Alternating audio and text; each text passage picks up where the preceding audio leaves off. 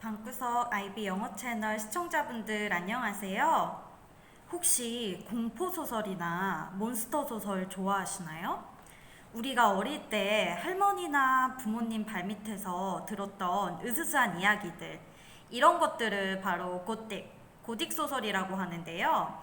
흔히 알려진 고딕 소설은 드라큘라라든지 늑대인간, 뱀파이어, 푸른 수염, 프랑켄슈타인, 이런 종류의 작품들입니다. 그런데 제가 얼마 전에 페미니즘 작품이자 고전 동화 패러디 작품으로 소개해드린 이 안젤라 카터의 피로 물든 방도 마찬가지고, 최근에 문학계와 국제학교 그 교육 과정에서 고딕 소설들이 다시 인기를 끌고 있어요.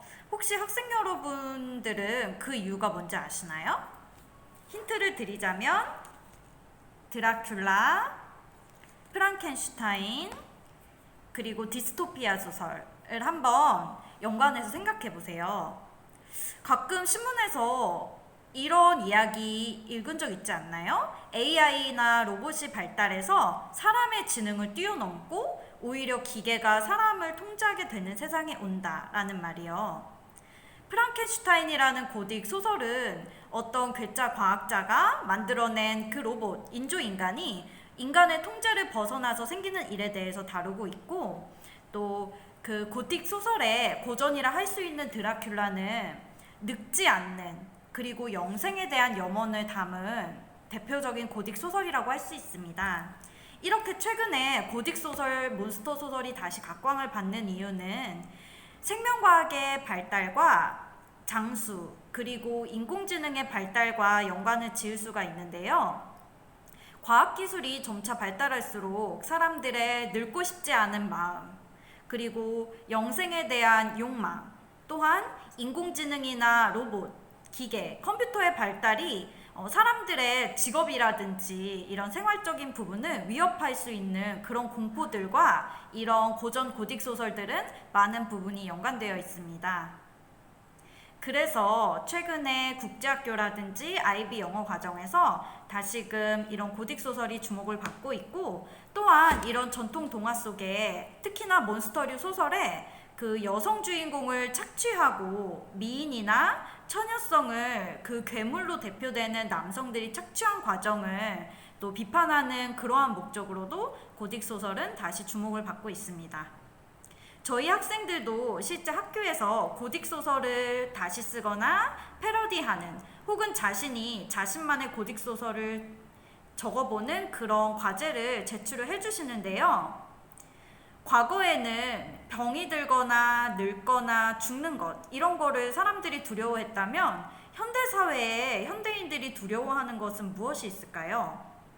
저는 그래서 한 학생의 그 고딕 소설 창작 수업을 진행하면서 드라큘라와 비슷한 시작으로 이렇게 고딕 소설을 설정을 하되, 마지막에 그 뱀파이어로 의심되는 백작의 방에, 거울의 방에 비친 수많은 사람들의 모습을 통해서 현대사회의 문제를 비추면서 고전소설의 마지막 부분을 패러디해서 반전을 주도록 지도를 했어요. 현대사회에서는 여러 가지 문제가 있지만 사람들이 지나치게 외모에 집착을 하고, 외모가 못생기거나 살이 찌거나 주름이 생기거나 이런 부분에 대해서 과도하게 집착을 하고, 혹은 비싼 명품 옷, 과시, 이런 외모에 대한 과시욕 때문에 그 거울의 방에 성형수술을 하다가 부작용으로 목숨을 잃거나, 지나친 다이어트로 인해서 건강 문제에 시달리거나, 거식증으로 토를 하거나, 혹은 폭식증의 모습, 또 자신의 처지에 과분하게 카드빚을 지고 명품을 사들이는 모습, 이러한 것들이 거울에 비치면서 현대사회에서는 몬스터나 피를 빨아먹는 괴물이 두려운 것이 아니라, 그렇게 늙는 것이나 목숨을 잃을 것을 두려워하는 게 아니라, 오히려 의학과 과학기술의 발달로 인해서 수명은 늘었지만 사람들이 정신적으로 고통받고 비교하고 병들어가는 모습을 보여주면서 기존의 고딕 소설의 결론을 그렇게 패러디하면서 마무리할 수 있게 수업을 지도했어요. 여러분은 만약에 100세까지 앞으로 그 이상을 산다, 이런 주제에 대해서 생각을 해본 적 있나요? 거기에 대해서 늙거나 병드는 것에 대해서 또한 지나치게 계획 없이 오래 사는 것에 대해서 누구나 그 드라큘라 소설 속에 다른 사람의 피를 먹어서 늙지 않고 생명을 유지하고 영원히 젊은 외모로 살고 싶어하는 그런 욕망, 그런 것들에 공감이 되는 부분이 있을 수 있고요. 또한 프랑켄슈타인이나 늑대인간과 같은 소설에서는 우리가 AI와 인공지능의 발달, 로봇의 발달로 인해서 사람의 설 자리를 잃어가고 경쟁에서 뒤처지는 그런 미래에 대한 공포를 재조명할 수가 있습니다. 그리고 또 한 가지 국제학교, 특히 IB 과정에서 다루는 소설들에서는 더 이상 그 몬스터가 그 남자나 육체적으로 강한 힘을 가진 그런 주인공으로 그려지지 않고요. 오히려 아주 아리따운 외모의 소녀라든지 또한 드라큘라를 오히려 멋진 성에 사는 귀부인이라든지 이렇게 패러디를 통해서 과거의 고딕 소설, 동화 안에 남성 중심이라든지 권력 중심 사회를 뒤집는 그런 사조의 작품도 또한 국제학교에서 다루고 있기 때문에 이런 부분에 대해서도 생각을 해봤으면 좋겠어요.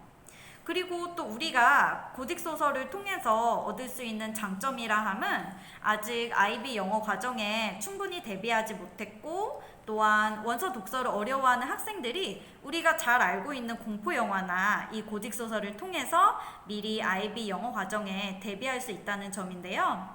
실제로 제가 지금 지도하고 있는 학생도 IB 영어 과정 진학을 앞두고 있는데 독서량이 많지 않고 원서를 읽는 것에 대한 두려움이 있어서 이 드라큘라, 너무나 잘 알려진 이 이야기를 통해서 먼저 영어 공부를 하고 그 다음에 IB 과정으로 접근을 하려고 합니다.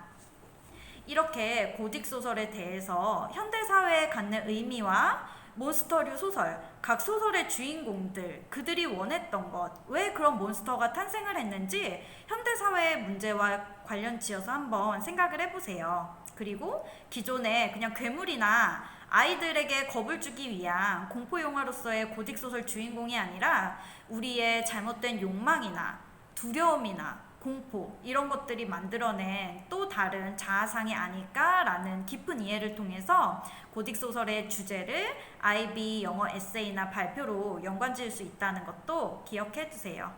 이상 왜 최근에 문학계와 또 IB 영어 과정에서 고딕소설이 다시 주목받고 있는지 그 이유와 활용법에 대해서 말씀드렸습니다. 감사합니다.